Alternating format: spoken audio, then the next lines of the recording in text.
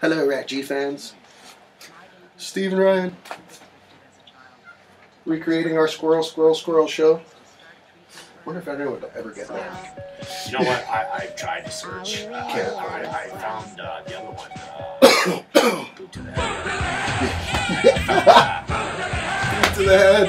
Love it. Boot to the head.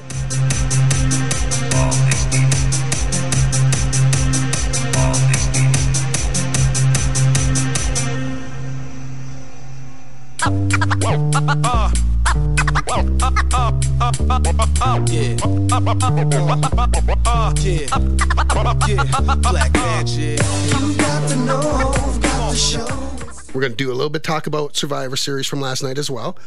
And because of that, I decided the perfect guest for us this week was the zombie guru himself and one of my lifelong friends who grew up watching wrestling with me, the one and the only Mr. Steve Lambert. Thanks a lot, man. It's good to be back. It's good to have you back, my friend. How you doing? Good. So, everybody. Now, Shannon, let me just ask, are you up to date on The Walking Dead? No. Boom. Boom goes the dynamite right away. You may spoil as much as you would like. Okay, because we are about to spoil the crap out of everything. You can consider us the milk that's in the warm fridge because we are about to spoil. So that was a great analogy. Thank you very much. I will be here all week. Don't forget to tip your waitresses. Try the veal. So what I want to get into then, first and foremost, we're going to talk... Let's talk The Walking Dead to start, and we can get into the Survivor Series and wrestling into the second half of the show.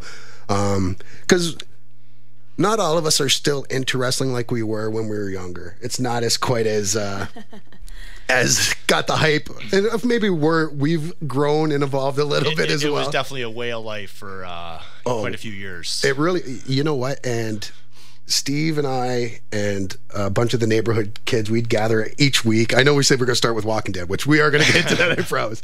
But each week we'd go to Steve's house and we would have these battle royals in his backyard, in his wooden fenced-in backyard. And unlike most battle royals where you have to throw the competitors out, it was more like a steel cage match for us because you had to get out. And, you know, the last one who was stuck in there lost, basically. Those were some good times, and those were definitely some rough times on my nether regions. And some rough times on my dad's fence. Yes, it was, and we thank your dad to this day for that. We probably thank your mom just as much as well. Oh, definitely. But yeah, so we are going to get into the wrestling talk. Like I said, it's been a while for some of us. I still keep up to date with it because of the page. There are some wrestlers out there that I do really like, and I do think this is heading into the right direction. So I definitely want to hit on that in the second half of the show. But that being said, we want to get into what everyone's into. And that's probably one of the most popular shows on TV over the last 6 years, and that's The Walking Dead. I don't know about last night, but I know the 3 previous weeks it's beaten Sunday Night Football in the ratings. Yes. Now, last night was a bit of a slow episode. It was. I think they needed that, though, last night, myself. Just only, if for nothing else, just for us to build up a little bit of story and to give us a little bit of a breather from next week's midweek finale or mid-season finale. Because, like, if it's anything like every year, there's going to be a lot of bloodshed next week. Yeah. And wow, am I ever happy about that? It's due. I think it's due. It really is due. So let's talk about first where we are with the show. Now, it was a little confusing with some people the last few weeks, just with because they've been doing a lot. Basically, 3 weeks ago, Daryl comes out of the woods. You don't know who he's with. And he comes back to everyone at the church, and they're like, oh, Daryl, where have you been? And who's this with you? And he motions for someone to come out, and you don't know who it is at the time. The following 2 episodes, though, it's all what happened leading up to that. So it was a little confusing, you know, Beth in the hospital and what had happened with Carol. But it all got tied into a nice bow, I think, last night. Steve, what did you take away from the show last night, being our resident guru zombie lover and Walking Dead expert? Well, the last couple episodes, other than the Abraham storyline, I guess you would say, is it's not from the comic book at all. So it's been a different perspective for me with the whole Beth storyline, who we never get to meet in the comic book. She's a character, but she's dead before we get introduced to the farm. Right. So. Oh, okay. She did. I thought she died at the farm. No. I think Herschel had quite a few kids, and a few of them were dead already before, Right. and ones that were in the comic book weren't in the show. So I think it was a bit of a flip flop there. Other than Maggie, of course, who's a major player in the comic still. Well, of course. I don't want to spoil it, but in the comic books, her life is a little bit different at this point than what it is in the television show. We'll just let that lie for a little bit. I will say she is still alive, so don't worry, folks. For now. For now.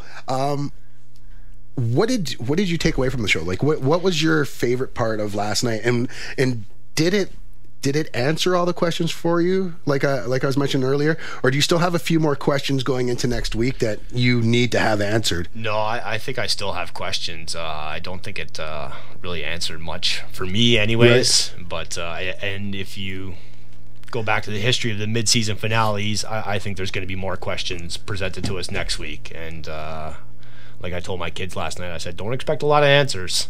Right, and they were exactly. all like, what? Well, I need answers. I'm one of those people. I do like being in a bit of suspense and trying to figure it out for myself. But I'm not one of those people that, I could wait till the end of the season to figure it out. I mean, like, if I haven't figured it out for myself after a week or two, you better be putting it in the show so I can figure it out. Or, we become that crazy fanboy on the sites. We just came here to read the comments. But yeah, so it was...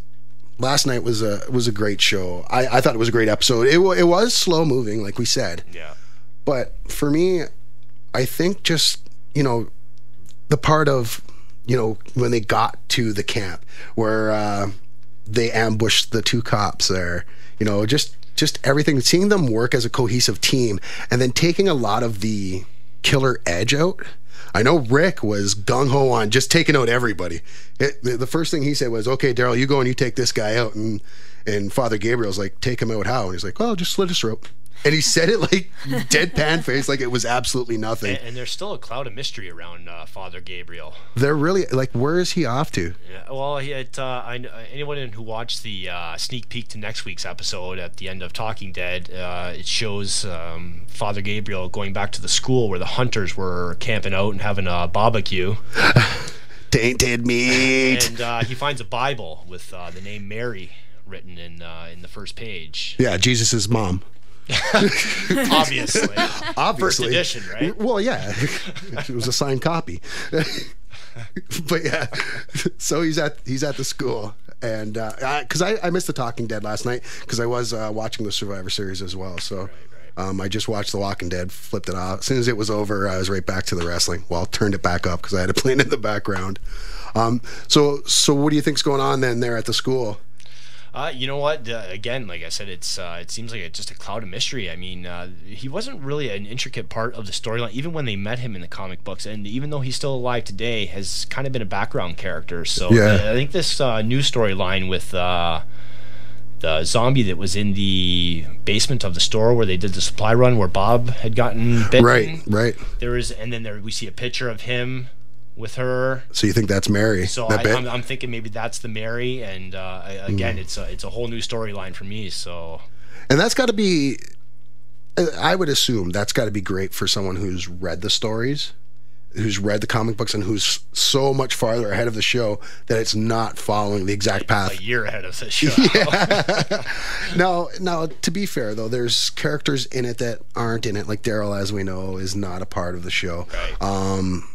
Carol has left us a long time ago in the comic. Right. And Beth, like you said, she died before we even had a chance to meet her in the comic books. And these are three integral roles on the show. Especially right now. Yeah, exactly. We say it every week, or Shannon says it every week. If Daryl dies, we riot. Plain and simple, So I like it, sweet and to the point. But because of these great characters that weren't in the comic book, like I said, for me, I could see that being a great thing. What about for you now? Do they do things and you're like, oh, that doesn't make sense, or is it all just brand new to you? I've actually really enjoyed the spins they've put on stories where they've started to pull them straight from the comic book, and then They take a left surprise. turn at Albuquerque? and it's good. It's like I said, it keeps the comic book reader in the show as well, and Yeah. like the whole Dale storyline. Bob dies the way Dale does. Yeah, So that we were totally talking played about out that. too. Yeah, I think we mentioned that last time. which is kind of crazy because he took over the role of Dale, and Dale originally, from my reading, from as far as I read into the comic books, Dale when he was on the show was Herschel.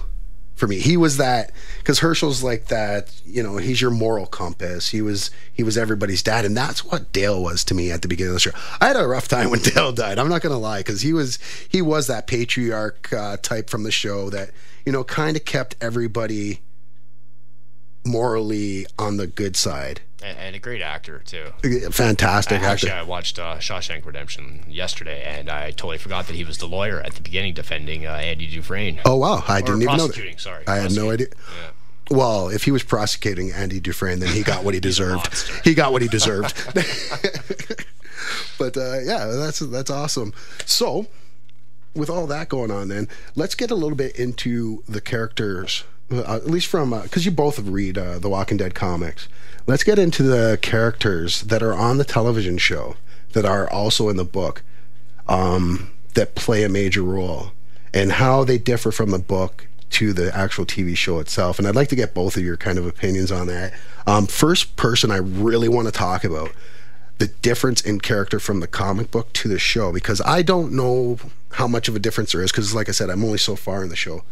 But I would like to know Rick Grimes. First person I want to know, is he really this crazy in the comic books as well, or is this just something that that's just kind of new to the show, that's evolved on the show? I'm going to put that to you first, Shannon, get your opinion. I'm told he's completely different, but I'm not that far either in the book, so. Fair enough. Well, from what you've read in the books, though, does he seem the same? Because when I read first little bit, yeah. But He's definitely unstable for a lot longer duration in the comic book. Like there's the stuff and things. I think they touch on it in only maybe 1 or 2 episodes at the prison, where he's on the phone and he's talking to all the people that they've lost. Mm-hmm. That goes on for quite a while. He actually takes that phone when they leave the prison with him, and for months and months sneaks off into the bush and has conversations with people. And so when in the comic books, it's not always Lori he was talking to. No. So it was a bunch of different people he was talking to. yeah, pretty much everybody they had lost. Wow. Yeah. So he that was his nervous breakdown. Right. So from there, did he evolve from there and become more of like what he is on the TV show now, that hard case? Yeah, that it hits when they hit. Well, I don't want to spoil too much for the TV Right. viewers, but when they arrive at their new destination, as we know, maybe not Washington now. Right. Rick kind of takes on the provider role, but as less the protector, almost like he did in the near the end of the prison days with the farming with Herschel. He kind of takes that role on a little later on in the comic book. Oh, okay. So I'm not sure what to expect from him. I'm liking the new. You're liking the new badass bite your throat out, Rick. Which just so everybody knows, when he bit that guy's throat out, it was chicken. I did watch that Talking Dead. And I think you mentioned a few minutes ago too about him saying, all right, we're going to go in very strategic, Call of Duty like, we're going to go in, hit this guy, hit these points, and Tyrese was like, well, let's approach it a little different. And right. Now, what is Tyrese like in the comic books? Because I know in the comics, Tyrese is a much bigger player and he has a much larger role in the actual comics books, or he did. Spoilers. But my question is, because honestly, out of all the characters on the television show, he's honestly my least favorite. I find him the most useless out of everybody. I find him kind of the biggest crybaby out of everybody. And I think he's more of a hindrance to the group than a help at this point. How different is that from what he is in the comic books? Because I read the first story arc, and for me, he was totally BA. Like, Him and Carol too, right? So Yeah, knocking boots. They meet Tyrese before the prison, and him and Rick become the best of buds, and they're like a 1-2 punch, man. Like they're like the ultimate tag team to. Because he saved Rick reference many there. times in the comics, yeah. right? So, but he doesn't have that edge in the show. Now, is this a case of where they've changed the character for TV so it's not quite the same as the comic book, where it's actually backfired on them? Yeah, yes, and I think maybe the reasoning behind that is so Rick is more the vocal point as far as the violent one, maybe, you know, Or the true leader. the true leader. As well as Abraham, they kind of separated them right away too, as you know, Right. as they kind of met. So And now which doesn't really Abraham's happen in the comic book. They all kind of stay together for for a while. a while, we'll say. And, okay, so let's get everybody caught up a little bit on this season, or at least the last couple episodes. So if everyone knows who Abraham is, he's the ginger with the handlebar mustache that's been escorting the guy with the hockey mullet. His name's escaping me right now. Oh, Eugene. Eugene, sorry. He's escorting Eugene, who Eugene, up until last week, we all thought had some super cure for this Walker virus that's going around. I don't want to say zombie virus because, as we talked about earlier, I don't think you're allowed to say if there's zombies with The Walking Dead. Zombies did not exist. No, exactly. It's a different. It's kind of like the TV show Arrow and Flash. You're not allowed to mention Metropolis or Gotham. They don't exist. Zombies aren't real except for walkers. Yeah, and I guess I don't know. I'm just perplexed, I guess, is the best way to put it, as to where things have been going from here. Because we thought Eugene had this cure, and at the end of the last episode, there was this big blow up. As everyone was like kind of walking away, and everyone's arguing, and then Eugene out of nowhere just screams, "It's not true." And he's like, "I was lying. I'm not a scientist. I'm not a scientist. I'm smart, and I knew you guys needed somebody." And if he was really smart, he wouldn't have that mullet. I'm just putting that out there. But and then Abraham put him down. Like, he didn't kill him, but he pretty darn well close. In all of last episode, we weren't sure whether Eugene was going to make it. Now, the people who read the comic books, they had an idea whether he was going to make it or not, because he's still a big integral part of the show, or of the comic book. But yeah, so that is how, not the last episode, but the previous episode had ended, and kind of left us on that cliffhanger of what was going to happen, which brought us to this week. Want to take it from there? Yeah, so this week, well, we got to back to the church, Yep. and Daryl and Noah have arrived, and they've kind of tried to come up with a plan to go back and save Carol and Beth, who we now know is being held captive by Officer Dawn. Yeah, who everybody loves. Yeah, and let's not forget though too, the one cop that they caught at the end was Agent Sitwell from Marvel's Avengers and Captain America: The Winter Soldier. He was the Hydra agent. He was, yeah, really bad. I'm just saying that whole situation just didn't sit well with me. Sorry, I'll try not to do that again.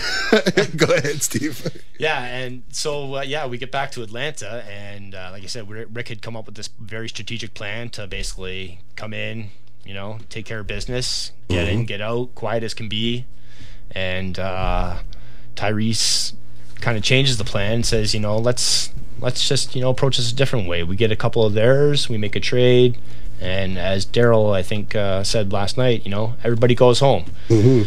Which seemed, am I the only one in thinking, and I know I'm not because you and I talked before this, but does it seem like Daryl's getting a little too soft lately? Yeah, like I had mentioned earlier before the show, we were talking about when Noah robs them in the skywalk there. I mean, you know, Zompocalypse, you're getting robbed by someone you just met 5 seconds ago. I'm sorry, I'm shooting that kid in the back of the head. Yeah, and Carol was about to, and Daryl stopped her. The only thing that I could say to that is that he is a kid. I don't know that would have been enough for Daryl to say don't do it, though, because of who Daryl has been this entire apparently run. Everybody hates Chris except for Daryl. Ding, ding, ding. Well done, sir. Well done. And just for those of you out there, I am giving him the Buddy Jesus thumbs up right now. Yeah. So, like you were saying, though, so Rick set up this plan to go and take everybody out. Tyrese and Daryl were both like, well, we can do this and do it humanely. Everybody walks away. We can do a trade for a trade sort of thing. And that's what they do. They get there. They set up a trap. They trap a couple police, post-apocalyptic policemen, one of them being Agent Sitwell. And they tie them up. And, of course, there's a part where they almost escape and stuff like that. That's all kind of just minutia for the middle there. Right.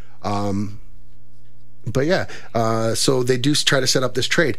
The part that really bugged me about last night's episode, though, and you and I talked about this before the show as well, and I know it bugged you as well, was Sasha. Yeah. What? Okay, so they've got Agent Sitwell tied up to a post, hands behind his back, and he starts giving her a sob story about how he has a buddy that's out in the tarmac where the government had previously kind of dropped a bomb there, basically. And you see all these rotting corpses that are still alive, but they're pretty much just fused to the ground and melted to the ground. And he's like, yeah, my partner got stuck out there, blah, blah, blah, blah. And he was laying it on thick, and he's like, if I could just get out there and end it for him. And Sasha, who conveniently enough just softened up. Yeah, which makes no sense at all, because the week before she was a cold-blooded killer. Like cold-blooded and calculated and no remorse at all. And even in this episode, leading up to that point, she was still hard up until his sob story. Another reason to hate Tyrese. Right? What has Tyrese done to that woman? What has Tyrese done to this show? No, and you know, and I don't want, when I say about the Tyrese thing, the gentleman that plays Tyrese, don't know his name offhand. He's fantastic, though. He's a great actor, and he looks like Tyrese would look. Definitely. It's just the writing, the way that they've wrote the character on the show just does not work for me at all. So yeah, so let's take us from there then. So Sasha. So yeah, Sasha. He'd be the. I can't remember the name of the officer. Agent Sitwell. I just call him Sitwell. Agent Sitwell. Yeah, it gives him the whole sob story about the melted walkers they had passed, and one of them was his partner, and it was a group. I think that he said that they were all together previously and decided to go different ways. And he's like, oh, you know, it could have been me, and now there's nothing I can do about it. And Sasha, being a really good shot, says, well, you know, I can put him down for you and put your heart to rest, kind of thing. And they go over to the window, and he points him out, and Sasha turns her back on him. Turns her back on him, as we love it when these characters do this in these shows. And that's totally out of character and totally would never happen. And he takes a run at her and smashes her head off the window, which, I don't know, knocked her out, I guess. I don't know. I've read online that she's dead. I have a message from Will Mahoney. How you doing, Will? I'm saying that Sasha's dead. Now, I don't know if she is or not. I guess we're gonna wait and find out next week. But yeah. I mean, I don't know such if a dumb way if for Rick it and to go. Tyrese and Daryl will get that information before the events of this trade take place, but it's definitely going to change the dynamics of that for sure. Yeah, because they did show a quick clip. I'm sure it's not the same clip they showed during the Talking Dead, but they did show a quick clip for the next week's Walking Dead. Rick with his arms in the air. Yeah, saying, and we'll want to do a trade. Right. So what happens from there? Not too sure. Just so you know, the actor that plays Tyrese is Chad Coleman. Thank you very much, Mr. Will Mahoney.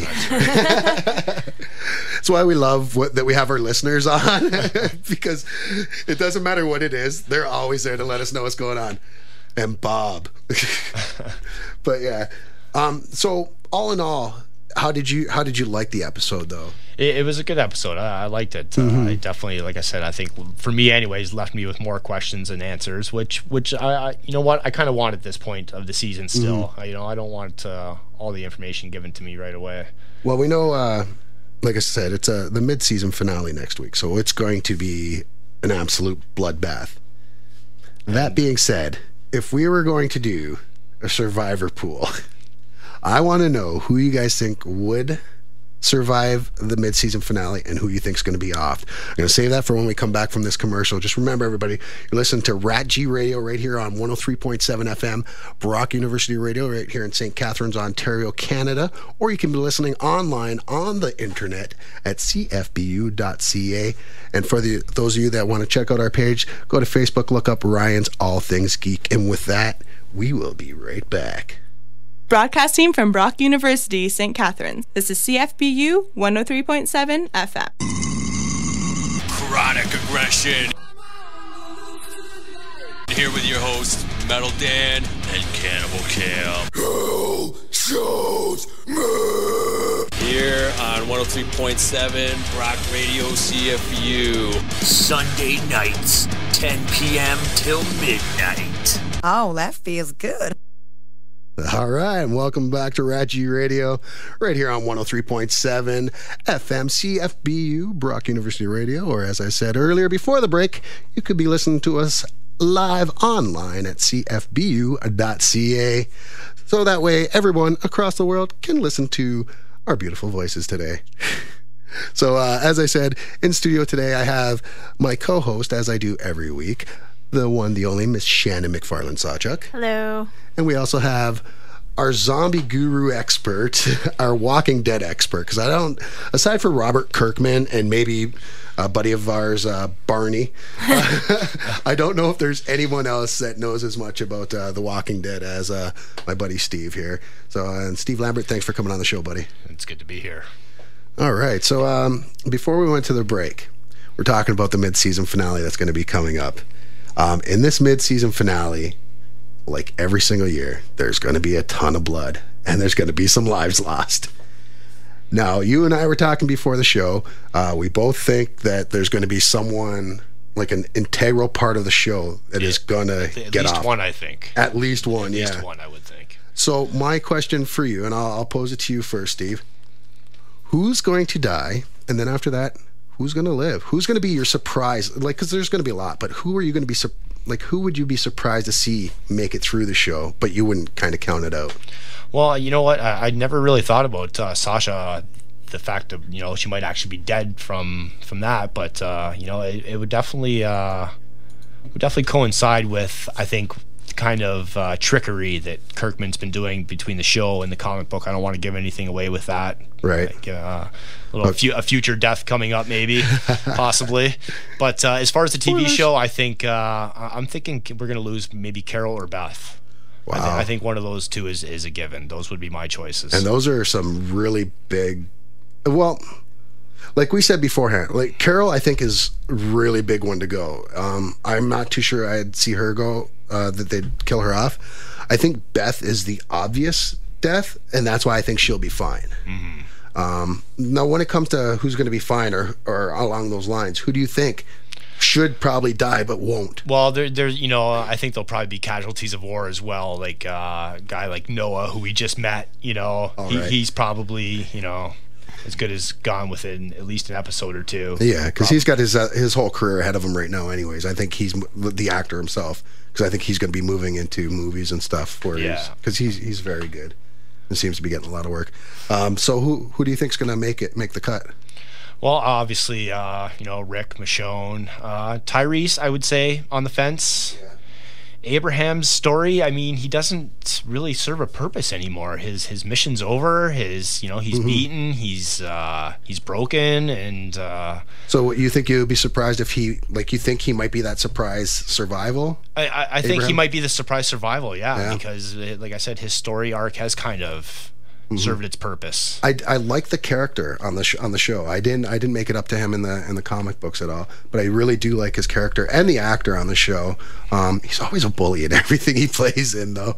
But I think he might be onto something there. I think Abraham might stick around. What about yourself, Shannon? What's your name again? Shannon, right? Yeah.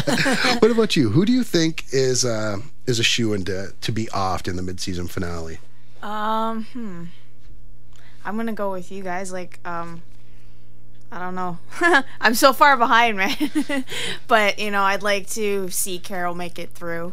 Yeah. I'd be really bummed to see her go. Me too. Daryl better not go anywhere. Daryl's not going anywhere. You know what? It was a bigger shock when they killed off Wolverine in the comic books. There's no way they're getting rid of Daryl. Yeah. Obviously Rick and Carl are gonna make it through. So. Possibly. So who do you think's gonna die then? Her name is escaping me. Was it Beth? Did we say Beth? Beth. Yeah. Yeah, there we go. Beth and Carol, yeah. Yeah, I think, like I said, I do believe that Beth is probably I think Beth is too. She's definitely too toughened easy up. of a character to kill off. And Rosita's kind of one of those characters who hasn't really, hasn't been an intricate part of the story. She's kind of more been like a tag along, like an extra. Mm-hmm. But she looked great last night. And she was on Talking Dead last night. Her name is escaping me, the actress. But she'd mentioned they were talking about Chris Hardwick had asked her what would be the perfect Zompocalypse attire, and she, said it's nothing I would wear in my regular everyday life, but Rosita's outfit is kind of there's nothing to grab onto or and it's very tight, and we all appreciate that. we really do appreciate her. Her headiness to stay safe from the zombies, so wear all that tight clothes just for that. It's one of those shows, really in prime time that you don't get a lot of. Is TNA on that show, and it's story and character development, and which is kind of, and everybody's always dirty. Yeah, which is kind of refreshing though when you look at definitely the way things have been on every other show. It seems like. I don't know if you guys watch Sons. Duh. Did you like Sons of Anarchy 2 weeks ago? The opening scene was a porno. Have you read the article? There's a parent group under. I'm like, you're attacking this show now? Yeah, not only that though. That parent group though, they're like, oh my god, our children are what are your children doing watching Sons of Anarchy? But to be fair, that was whoa. It was a very interesting scene, and everybody was getting it. Even Juice, was getting it from Marilyn Manson, and yeah, whoo! I got a little hot on that one. But with The Walking Dead, I love the fact that the one thing we rarely see is sex, and we never see TNA. Like, we seen sex when Abraham and Rosita had it, and we didn't even really get to see it. We just saw Eugene in the background keeping Tomming them, Like, so it wasn't even anything gratuitous. And that, to me, is a testament to Robert Kirkman. And to a smaller extent, Greg Nicotera, who's, just the makeup and stuff. But I think he's got a lot of input in stories, too. Definitely, yeah. But yeah, you got to give Kirkman some props there, though, for that, for sure.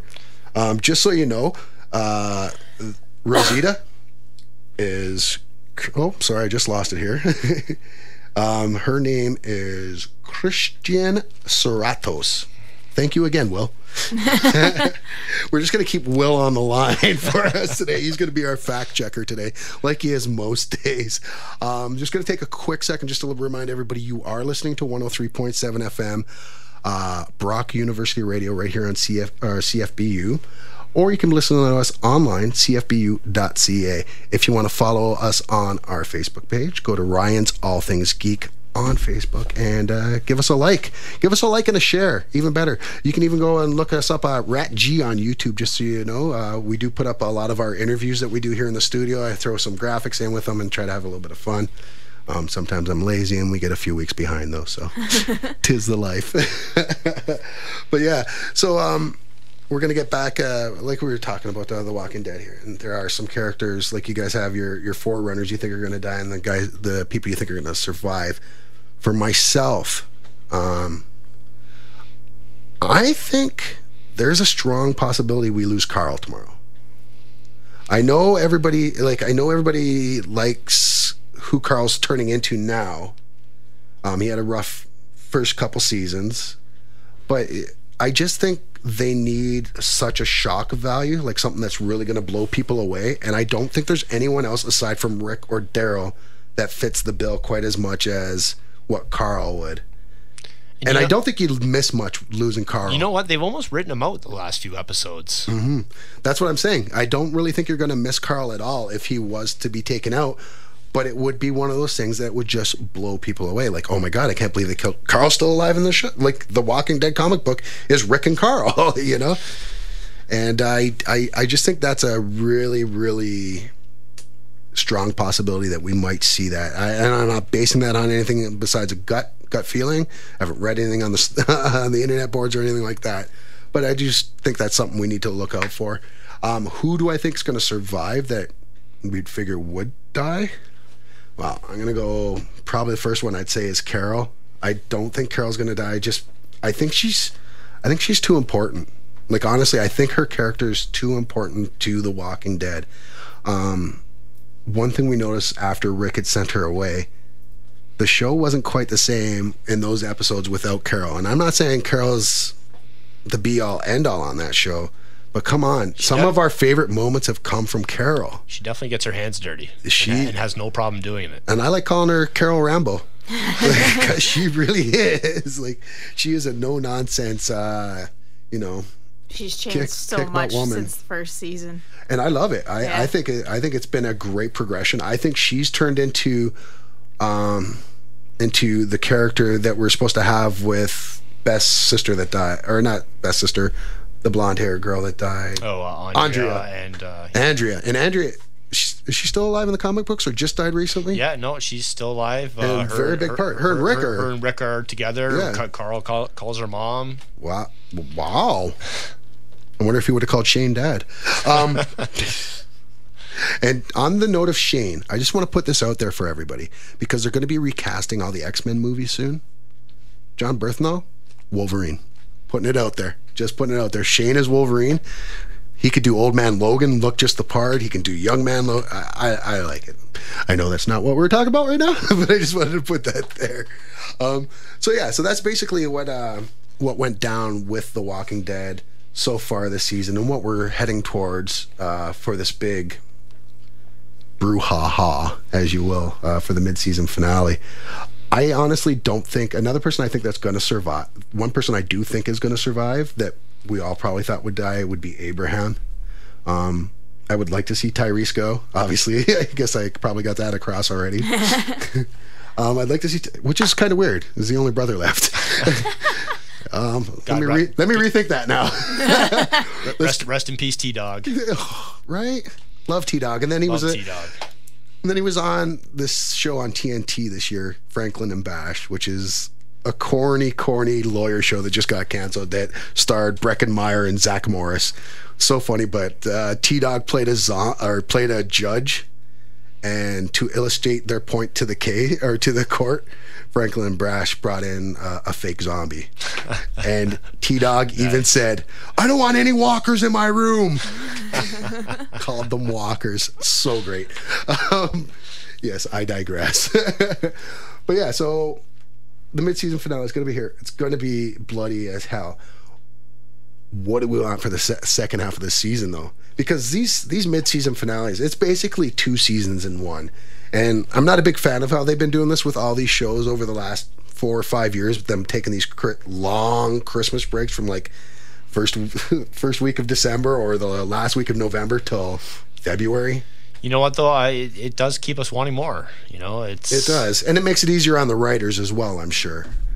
And I'm wondering with the new spin-off show too, like, are they going to run it consecutively or maybe in the off season? And you know, that kind of saturates it for us, right? If we're getting Walking Dead all year long, it might not be. Yeah, you lose interest. And you know what, though? I know that The Walking Dead has been losing a lot of steam over the last couple seasons. It's picked up some steam this season because it's been such a great season. But I think that's bound to happen. Now, Kirkman says he wants to beat MASH with this show. Honestly, I don't see it going longer than 8, maybe 10 seasons tops. I'm pretty sure I've heard Nicotero say they have enough material, TV material, and obviously the comic book's still running. And I mean, I don't know, that's Kirkman's baby, so I don't know when he plans on giving that up. Anytime. Well, they got Outcast coming up. He says he has an ending written, and he has major plot points getting there, but the story's not really complete yet. So I'm sure we have a few more years of the comic. Yeah. But as far as this TV show, 7-8 seasons is what I had heard originally. Yeah, I just remember hearing Kirkman saying he wants to go as long as he possibly can. And with a show where you're constantly killing off cast members, it's a lot easier, I think, maybe just to keep a small core for the whole whole run. Like, I mean, obviously, you know, Rick and maybe Carl. Michonne. There's another one that might be do you think they'd ever off Michonne? Because over the last... This season's probably been her least involved season. Story-wise, action-wise, all-around-wise. You know what? I could actually see them killing off Michonne, maybe even as early as this season, because even in the comic book, new heroes emerge when they get to... I'm going to throw a spoiler out here, but the Hilltop is basically what comic book readers are waiting for. You know, we thought maybe it was going to be this season, but they kind of threw this new storyline in here with the hospital and going back for Beth. But the Hilltop is the new community, and there's a couple other neighboring communities near Washington, and kind of working together. And then there's the whole Negan and Saviors, who kind of extorts these communities for supplies and whatnot. So she does definitely take a background seat to some newer heroes. Nice. Now, I don't know a whole lot about Negan, but I do know that every comic book fan that I talk to that's a diehard Walking Dead fan, that's all they talk about, is they can't wait for him to show up. I like to describe him as making the governor look like Barney. Whoa, so he's a really nice guy, man, by the sound of things. He's a real people person. Well, that's good. And what the rumors are? Kevin Durant will be playing. That's the only rumor that I've heard and seen floating around the internet so far. And I think he'd be a great. And I'm not saying Kevin Durant either from the Oklahoma Thunder. I'm talking about the big guy that played Juggernaut in the Wolverine movies. He was in Mystery Alaska. He was in Robin Hood. He played Little John. He's quite the journeyman. He's a pretty good actor. I think he's Canadian as well. He is Canadian. Thunder Bay. Nice. All right. We'll wait a few minutes for Will to check in on that one. But, Will, we're looking at you, buddy. We're looking at you. You're on the clock. No, yeah. You know what? What a great movie. Mystery Alaska. I'm sorry. Never get over that movie. It's such a good movie. Yeah. So when Negan comes in, which we thought was going Negan, just to correct you. Yeah, Negan. Sorry. But well, that's how you've read it, though, right? Oh, okay. Okay. Touche. I have no idea. I really don't. So when he comes, there was a lot of speculation this was going to be the season he came in, though. And I think with his new hospital story, it's pushed it back, and I think maybe that's going to be our reveal at the end of the season. We might get him for maybe an episode, or even just the last events. Do you think it's possible we see him at the end of next episode, the mid-season finale? You know, and the whole second half of the season's just... As far as the story arc between the church and the Hilltop and the other communities in the comic book, there's really nothing holding them back there. So yeah, I think it's definitely in the realm of possibility. Well, that'd be pretty neat to see. I know, speaking to you about it, he's got his saviors, his followers, or whatever. So they're basically... Would you just explain a little bit about them for me? Are they a religious cult, or basically Negan and his saviors? He's kind of a dictator, basically, and he's taken a group of strong, capable men and basically extorted these otherwise friendly communities that have set up and been able to create walls to keep the zombies out, and actually form communities where they have community events and gardens, and it's a safe place for these people to live. And of course, the big bad wolf has to come in once a month and say, give you half your stuff, or it's racketeering, or else. Yeah, basically. So that's basically Negan and the Saviors. And the storyline that builds there is obviously people, like all history, stories through history, when there's one ruler over a kingdom, people revolt. So these people are revolting. You're telling me. Worst joke ever. Unless you're me, then I love it. So once they come to this reckoning, if this does happen and we get Negan and the Saviors in the second half of this season, how much story is that going to give us, though? Like, is it going to? Because how big of a part is it in the comic books, or how long is it? Is in comparison to the governor's story arc, which was very short in the comic books, but lasted 2 seasons on The Walking Dead. Right. I would say that we're at least a year or more ahead of the show still. Even getting to the Hilltop community. Right. I think we're well ahead of the show still. So you think there's not to mention them throwing in new storylines along the way, like the hospital and Terminus, which was kind of a storyline from the comics with the hunters, but they put a new spin on it, which was great for comic book fans, yeah, because it gave you something new. I guess my biggest qualm, and that's just kind of where we'll finish up with The Walking Dead, because it was just going to leave us 15 minutes for wrestling at the end there, which happens every time we start talking about The Walking Dead. I guess what my qualm is if the story itself, like the storyline with Negan, potato, if the story is... And let's not forget Lucille, his trusty sidekick. Is that his guitar? Close. It is a wooden instrument. The bat? A bat. Oh. A barbed wire covered bat. Oh, shout out to Cactus Jack. Love it. That brings us right into our wrestling when we comes back from the break. All right, fantastic. You know what? Let's just leave it there for now. We'll get into more Walking Dead talk, I'm sure, in the next few weeks or whatever. Well, after the season finale, we'll talk again next week about it. And then we'll be off for a few weeks of the Walking Dead talk until the new season starts. But that in mind, I am going to take our final break of the evening. Just want to remind everybody, you are listening to a Ratchy Radio right here on 103.7 FM, Brock University Radio, CFBU, or you can be listening to us online at cfbu.ca online. And with that, folks, we will be right back. The Brock Animal Rights Club, BARC, is dedicated to raising awareness about all forms of animal exploitation throughout the Brock University and Niagara communities. Through educated outreach, they hope to encourage inclusive compassion towards all animals. BARC promotes a vegan lifestyle to help animals, world hunger, the environment, and personal health. BARC is a working group of the Niagara Animal Defense League. For more information, email brockanimalrights@gmail.com. Spoon brings you the best in underground dance music every Monday night from 7 to 9 p.m. Tune in for house, trance, and various experimental yet always funky beats. It's only here on CFBU 103.7. All right, and welcome back to Rad-G Radio right here on 103.7 FM CFBU, Brock University Radio, right here in the heart of St. Catharines, Ontario, Canada, where you can be listening to us live online on the internet at cfbu.ca. I'm sitting here in studio this week with a special guest this week, I was going to say Resident Evil, our Walking Dead expert, our zombie guru, and good buddy Steve Lambert. Thanks for coming in, buddy. I have no problem with Resident Evil. Yeah. All of them? Like you liked all of them? No, I mean me being referred to as the Resident Evil.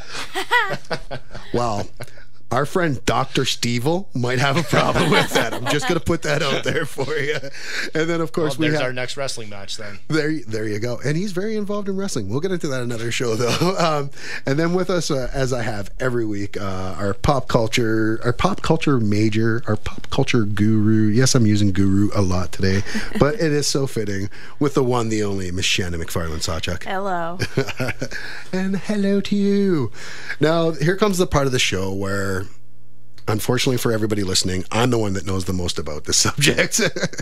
And not from lack of, past experience, because Steve and I have known each other, first grade, second grade? I'm going to say, over 30 years. Wow, we're old.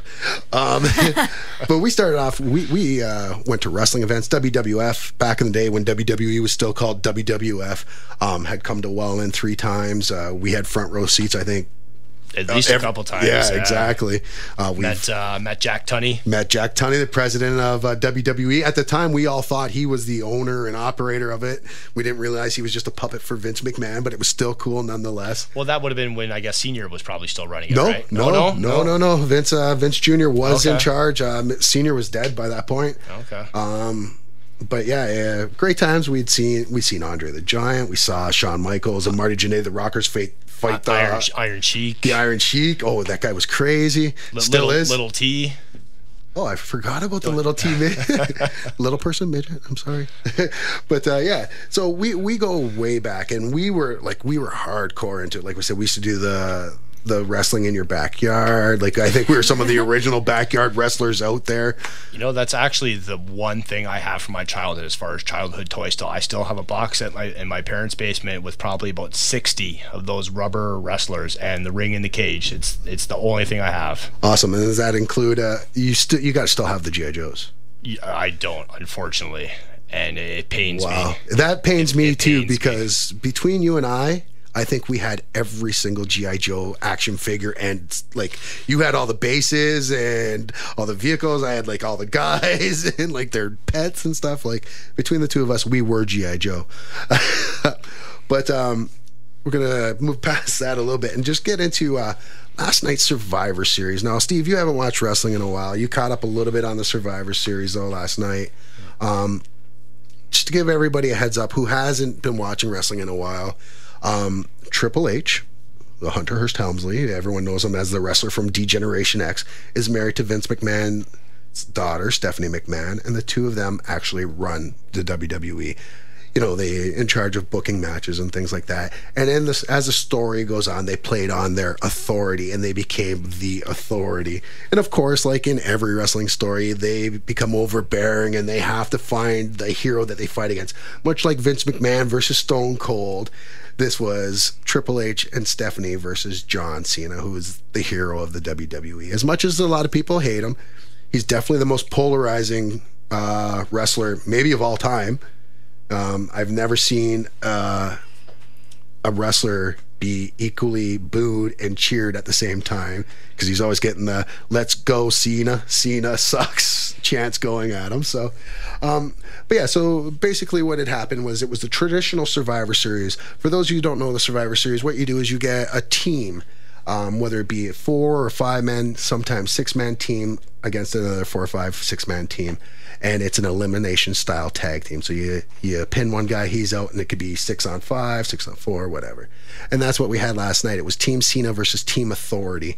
And Cena had his boys with him, and the Authority had their guys. The Authority obviously didn't wrestle because they don't wrestle. The match itself, the main event, was, for me, was a great main event. And I'm not even talking about the big surprise that happened at the end, but I'm talking about the actual pure wrestling. For me, this was one of the best displays of technical wrestling and showmanship that I've seen in years. And I'm just talking about the last 2 competitors that were in the Survivor Series match, which were Dolph Ziggler and Seth Rollins, which is the new future, supposed to be the future of the WWE. He's got the Money in the Bank winner, which means he can go for the title anytime he wants. And the two of them are probably the 2 most athletically gifted wrestlers I've seen maybe ever. And I mean from every aspect: agility, showmanship on the microphone, selling moves, you know, they're just great. But the 2 of them are going at it, and basically Dolph Ziggler, it was 3-on-1 at one point, and he was out there for Team Cena by himself, and he gets a couple quick pins out of nowhere on a couple of the nobody guys on Team Authority, and then it's him and Seth Rollins. Seth Rollins they're kind of going back and forth, and then Dolph Ziggler gets the upper hand, about to pin him, and of course Triple H comes in and, you know, just destroys the ring. He beats up the referees. He beats up Dolph Ziggler, and in classic pay-per-view fashion. And you know, the one thing about wrestling that kind of bothers me is it's almost no point watching a pay-per-view, because you see those matches on Monday Night Raw and SmackDown every week. There's no big thing with them anymore, you know. It is nice seeing the traditional Survivor Series match though. So Triple H does all this damage in the ring, beats up a couple referees, calls out his own referee, the Danny Davis of nowadays. Danny Davis, for you young ones, was an old school bad guy villain referee. So they bring out Scott Armstrong, who's this bad referee, and he's just getting ready to count out Dolph Ziggler, who Triple H actually picked up Seth Rollins and laid him across Dolph Ziggler like he was out like a light. And just before he's about to count, we hear the music. The lights go black. And all of a sudden, you see the face of the Crow. Oh, wait, that's not the Crow. That's the man they call Sting. Sting made his appearance, finally. Now, there was a lot of speculation he would never, ever grace the WWE, just because he's always been WCW through and through. Even when WCW was bought out by WWE, all the wrestlers that didn't go to WWE formed their own wrestling, TNA. Under Jeff Jarrett, which he's no longer there either. He started his new wrestling company. And TNA was all right, too. But Sting went there, and he became their champ and one of their poster boys. We didn't think he was going to come here until this year when the new video game came out, WWE 2K15, and Sting was in it. Right there for me, that was a dead giveaway. He's going to show up at some point. The show itself, though, like I'm saying, Sting comes out, beats up Triple H. He beats up the referee, takes Seth Rollins off of Dolph Ziggler, takes Dolph Ziggler, puts him on top of Seth, and then magically, just at that point, the first ref that got knocked out wakes up and comes into the ring. 1, 2, 3. The best part of it all, though, and this is one of my things with wrestling that's always gotten me, and I'm like, well, what's up with this? There's one point where Dolph Ziggler takes one of the guys he's fighting and throws him into Stephanie McMahon, who's on the ring apron. And she falls back and falls onto the ground. She's knocked out, unconscious, doesn't move until the very end of the match when Dolph Ziggler's music comes on. As soon as this music comes on, she magically wakes up. And everyone else who's on the side of the ring, all the knocked out referees and everyone else and Triple H, who was knocked clean out, all wake up at the same time. It's like someone put smelling salt in the air. It was amazing.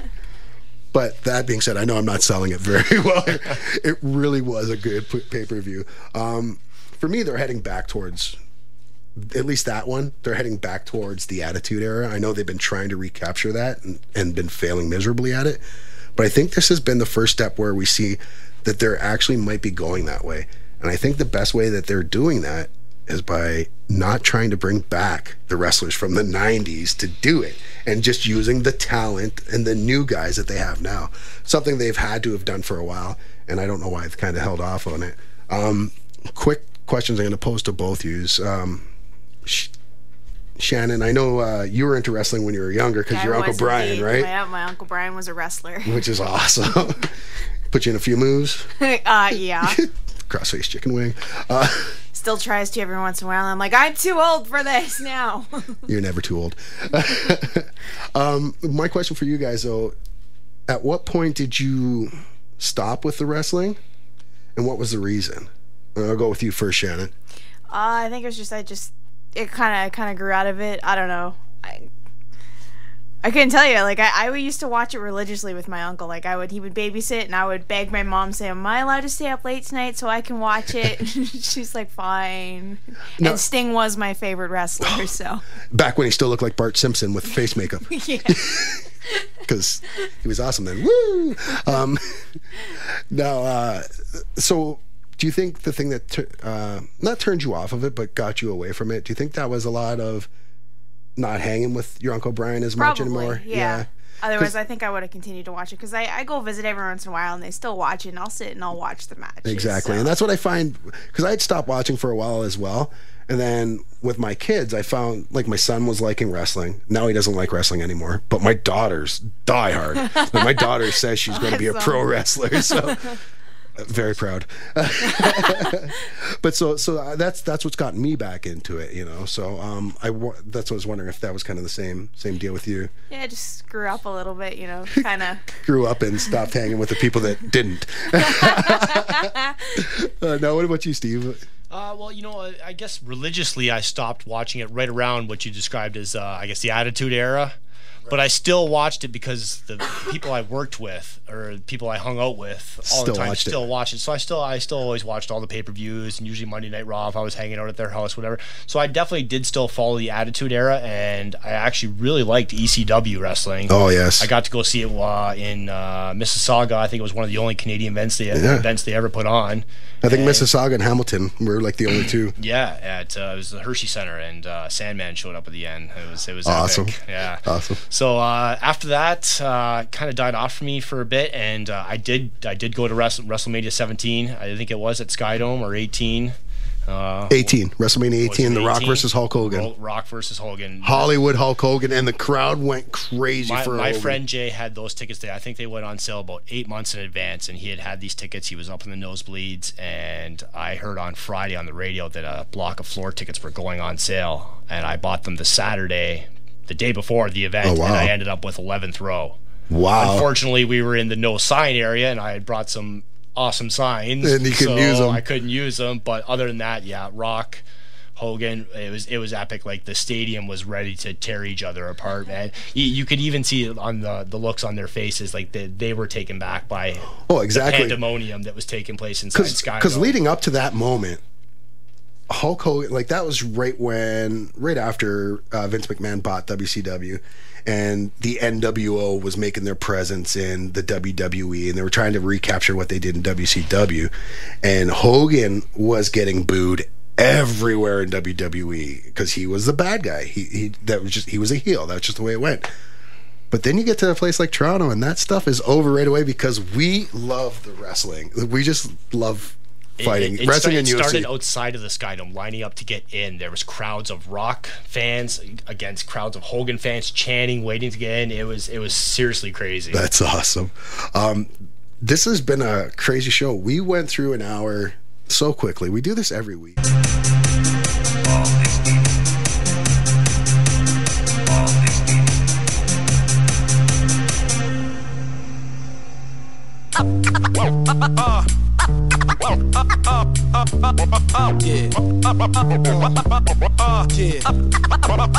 Black Magic.